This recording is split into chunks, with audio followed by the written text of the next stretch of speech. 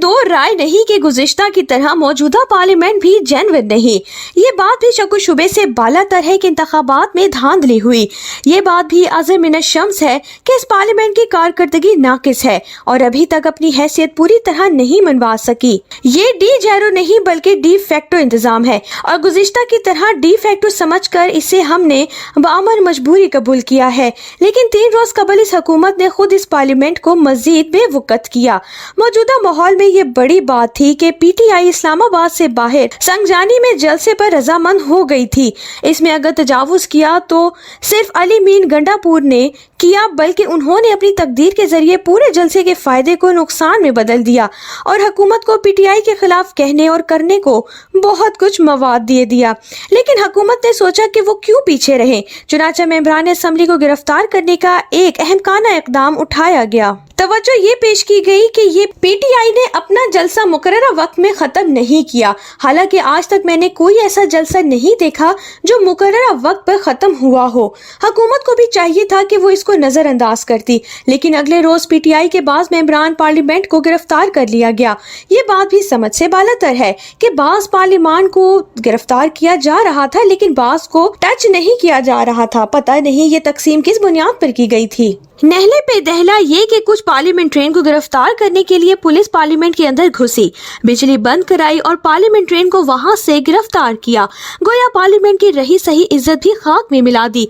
इस इकदाम से पहले अली अमीन गंडापुर कटहरे में खड़े थे, लेकिन इस अहमकाना इकदाम से हुकूमत कटहरे में खड़ी हो गई। खुद हुकूमत के बाज़ इत्तेहादियों ने भी इस इकदाम को गलत करार दिया। चुनांचे स्पीकर ने सार्जेंट एट आर्म्स और चंद एहलकारों को मुअत्तल किया और तहकीकात के लिए कमेटी बनाने का ऐलान किया, जिससे माहौल किसी कदर ठंडा हो गया। अगले रोज बिलावल भुट्टो जरदारी ने मिसाके पार्लियामेंट पर इत्तफाक के लिए कमेटी बनाने की तजवीज पेश की, जिसे हुकूमत और अपोजिशन दोनों ने कबूल किया।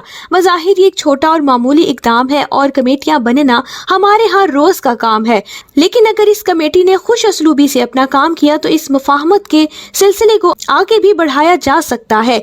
इसमें कोई शक नहीं कि पीटीआई के मेंबरान के पास एक खास हद से ज्यादा इख्तियार नहीं और वीटो पावर इमरान खान के पास है, जबकि मुस्लिम लीग नून का भी वीटो पावर नवाज शरीफ के पास है। लेकिन अगर ये लोग मिसाके पार्लियामेंट कराने में कामयाब हो गए तो वो दोनों भी इसे मानने पर मजबूर होंगे। ये काम हो गया तो इस सिलसिले को पार्लियामेंट से बाहर ले जाकर ग्रैंड डायलॉग की तरफ लाया जा सकता है, जिसमें पार्लियामेंट से बाहर के लोग भी शामिल हों। इमरान खान और नवाज शरीफ को ये बात मद्देनजर रखनी चाहिए कि मामलात रोज बरोज हाथ से निकल रहे हैं और अगर ये तलखियां जारी रही तो सिस्टम का बोरिया बिस्तर गोल किया जा सकता है।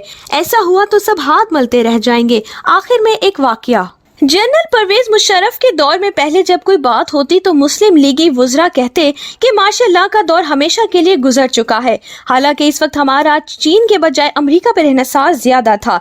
इसके बावजूद जनरल मुशर्रफ ने माशाअल्लाह लगा दिया।